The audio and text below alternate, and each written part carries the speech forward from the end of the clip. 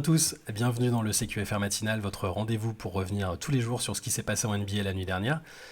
Comme vous pouvez le constater, mon camarade Antoine Pimel n'est pas encore de retour. Ça ne saurait tarder, ne vous inquiétez pas. Il va très bien. Pour tout vous dire, il est même en train de passer un essai avec les Phoenix Suns pour tenter de convaincre Monty Williams de l'intégrer dans la rotation des Suns, parce qu'il est persuadé de ne pas pouvoir faire moins bien que les remplaçants des Suns sur les deux premiers matchs de la série. Donc peut-être que vous verrez Antoine Pimel lors du Game 3 avec un maillot des Suns sur les épaules, ou plus probablement avec moi dans le CQFR en début de semaine prochaine pour parler des matchs qui se sont déroulés. On va quand même du coup revenir sur le match qui s'est déroulé la nuit dernière, le seul match. C'était le Game 2 entre les Lakers et les Warriors. Donc deuxième match de la série à San Francisco, dans un contexte mine de rien de pression pour Golden State, qui a perdu le Game 1 à domicile. Ce match avec un Anthony Davis stratosphérique qui a fait la différence et qui a permis aux Lakers de récupérer l'avantage du terrain d'entrée. Euh, Comme on pouvait un peu s'y attendre cette fois, les Warriors ont réagi, les Warriors ont fait le job cette nuit dans le Game 2.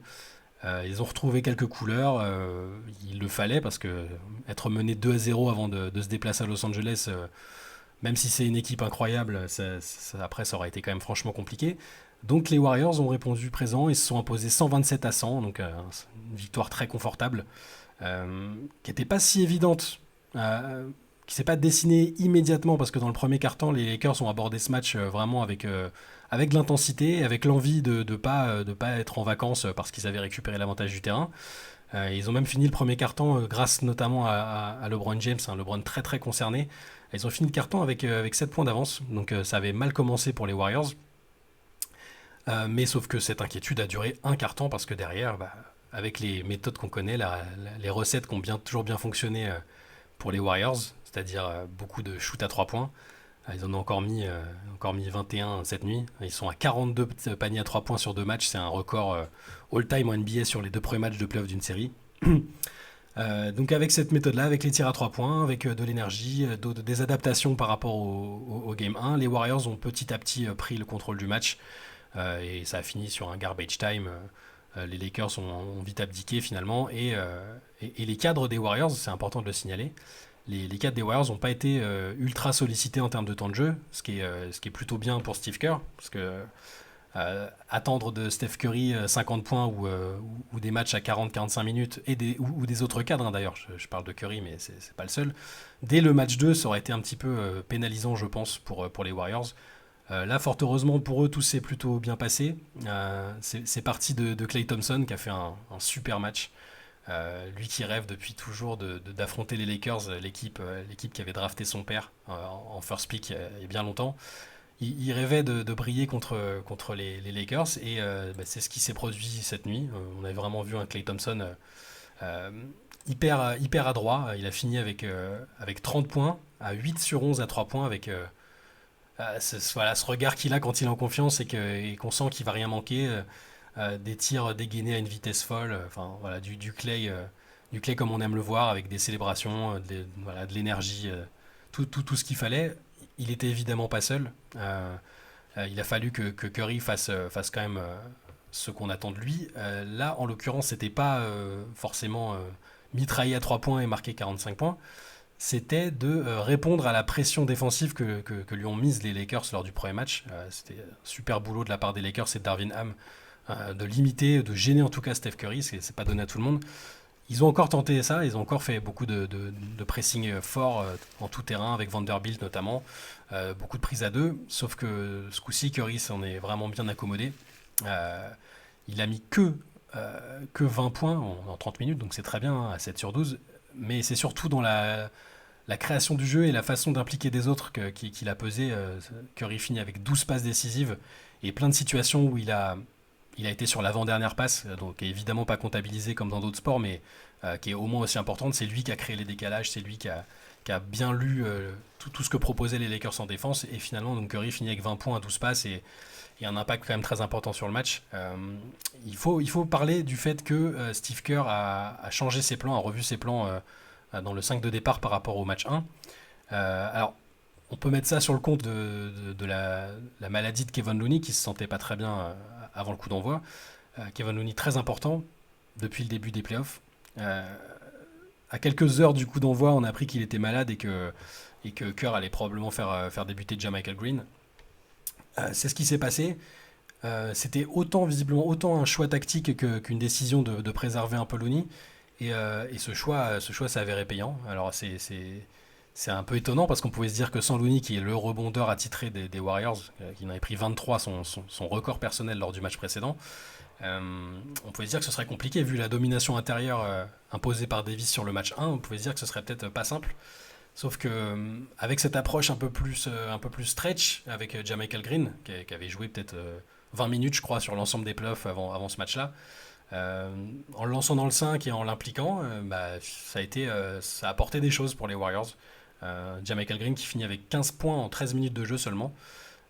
15 points, dont 3 paniers à 3 points. Et le jeu des Warriors a été bonifié par ce choix tactique qui est peut-être probablement ponctuel. Je pense que Kevin Looney va retrouver sa place. Je veux dire, on sait à quel point il est important et il ne jouera pas 12 minutes comme ça tous les soirs. Là, je pense vraiment que c'était lié à son état de santé, mais c'est une option intéressante de voir que Jamichael Green peut apporter dans cette série. C'est un joueur qui jusque-là, comme je l'ai dit, n'avait pas été très utilisé, mais qui a les qualités pour rayonner avec ses Warriors.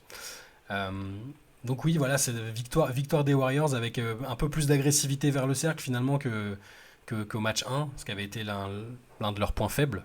Cette fois, ils ont été 16 fois sur la ligne. Une adresse à 3 points vertigineuse, comme on sait qu'ils sont capables de le faire. Ils ont shooté à 21 sur 42, donc 50%, et 50% en global aussi. Que dire de plus qu'on a du coup que Kerr a eu le loisir aussi de redonner un petit peu de temps de jeu à Jonathan Kuminga, qui était un peu au placard et on sait qu'il est frustré, il n'a pas trop caché sa frustration même devant les médias de ne pas avoir un rôle plus important vu qu'il a quand même beaucoup joué en saison régulière. Là il a joué 10 minutes, il lui a refait goûter un petit peu le terrain, on a vu 26 minutes de Moody aussi qui a été intéressant avec 10 points, 7 rebonds. Dante DiVincenzo aussi qui a pris le relais sur la deuxième partie de match, plus dans un rôle de manière de ballon. Euh, voilà, c'est ce que je retiens de ce match qui finalement a été conforme à ce qui se passe souvent dans les matchs 2 ou lorsque l'équipe à domicile a perdu le match 1. Peut-être souligner que Anthony Davis a été défendu avec un peu plus d'assiduité peut-être ce coup-ci par Draymond Green qui avait délégué la tâche sur le match 1 et que ça s'était pas forcément bien passé. Et Davis a été discret tout au plus offensivement, 11 points à 5 sur 11. Tout en étant quand même défensivement impliqué, ça reste le point d'ancrage des Lakers. Il fait encore 3 contres, il prend des rebonds. Il n'a pas été catastrophique, loin de là, mais c'est sûr que quand il sort d'un match 1 comme celui qu'il a fait il y a 2 jours, c'est toujours un peu décevant de le voir être se mettre un peu moins en valeur. Mais bon, rien de grave pour les Lakers, je pense. C'est le schéma classique d'une équipe qui a gagné le match 1 à l'extérieur et il faudra retrouver les ingrédients qui leur ont permis de gagner le match 1 lors du match 3 qui sera ce coup-ci à Los Angeles. Donc voilà, ça fait donc un partout dans cette série qui est déjà intéressante, qui s'annonce déjà sans doute comme l'une des plus serrées et intenses. Alors je sais pas si on aura droit à 7 matchs comme la série contre les Kings, mais c'est fort possible, ça pourrait très bien arriver. Juste peut-être une petite stat sur LeBron James qui me vient là, je l'ai vu tout à l'heure. Là, statistiquement, LeBron, ça a peut-être été le meilleur Laker cette nuit, avec Hachimura en sortie de banc qui lui a mis 21 points. Ça a peut-être été le meilleur, finalement, mais il a enregistré son plus mauvais différentiel plus-minus. Vous savez, c'est cette stat qui permet de mesurer l'écart au score lorsqu'un joueur est sur le terrain. C'est son plus mauvais différentiel plus-minus depuis 2006 et une série de playoffs et une série de playoffs avec les Cavs. Là, il a fini à moins 27. Donc voilà, ça peut arriver aussi, même en finissant avec 23 points, 10 sur 18. C'est aussi possible de malheureusement pas pouvoir impacter sur la performance de son équipe et de ne pas pouvoir empêcher la défaite. En tout cas, voilà. Donc un partout entre les Warriors et les Lakers. Il y avait une autre actualité cette nuit aussi qui est tombée. On pouvait peut-être s'y attendre, mais à nouveau, le timing peut peut-être surprendre. C'est Mike Budenholzer, le coach des Milwaukee Bucks, le désormais ex-coach des Milwaukee Bucks, qui a été remercié par la franchise après 5 années de bons et loyaux services, on pourrait dire. Euh, il a ramené le premier titre depuis 50 ans à Milwaukee en 2021 avec Giannis. Et là, visiblement, l'aventure était arrivée à son terme. La direction a décidé qu'il fallait autre chose, qu'il fallait passer à autre chose, amener un peu peut-être de sang neuf au coaching après 5 années qui ont été bonnes. Hein, le bilan est excellent. Il paye probablement un peu les pots cassés de l'élimination surprise et choquante du premier tour contre Miami. Alors, on a appris après pour lui, la série s'était passée dans un contexte quand même très compliqué. Mike Budenholzer a perdu son frère en plein milieu de la série dans un accident de voiture, donc je vous laisse imaginer la difficulté que c'est de se concentrer pleinement sur son métier. Bon, il l'a quand même fait, malheureusement ça s'est pas bien terminé, et beaucoup, nous y compris, avaient pointé du doigt quelque chose un peu inquiétante ou alarmante sur un certain attentisme dans les temps morts, un manque d'adaptation face à Miami dans la série, et même si ça s'explique peut-être aussi par ce qu'il a vécu personnellement, les faits sont là et a malheureusement pas été irréprochable dans cette série. Et Yanis lui-même, en fait, hein, Yanis avait dit après la série que les Bucks auraient dû faire plus d'ajustements, qu'ils auraient dû proposer d'autres choses, opposer d'autres choses au hit, et que ça n'avait pas été le cas. Que ce soit en termes de consignes défensives, sur quel joueur prendre, euh, sur la manière de jouer, sur la rotation, et ça n'avait pas été le cas. Donc dans tout, je pense qu'il se sépare en très bons termes. Hein, j'imagine. On va attendre quand même que Mike Budenholzer digère tout ça et tout ce qui lui est arrivé et s'exprime sur la fin de cette aventure. Mais en tout cas, on peut juste estimer que c'est une fin de cycle et qu'il y a besoin peut-être d'un nouveau point de vue sans forcément bouleverser totalement l'effectif. Euh, le coach dans ces cas-là, et c'est toujours le fusible, hein, c'est toujours le premier incriminé, et il est plus facile à remplacer que toute une équipe ou que plusieurs joueurs. Il y aura quand même voilà, ça va être un chantier à surveiller à Milwaukee, parce que même s'ils chamboulent pas tout, ils ont deux joueurs majeurs en fin de contrat, qui sont Chris Middleton et Brook Lopez. Euh, il va falloir ouais, trouver le moyen de renforcer cette équipe qui a pourtant le même noyau que celle qui a gagné le titre en 2021. Ça va être un job assez prisé, je pense, hein, parce que quand on te propose tes coachs sans job a priori, qu'on te propose de coacher Giannis Antetokounmpo qui est dans son prime, et une équipe qui est construite de manière normalement plutôt solide autour de lui, qui a déjà gagné.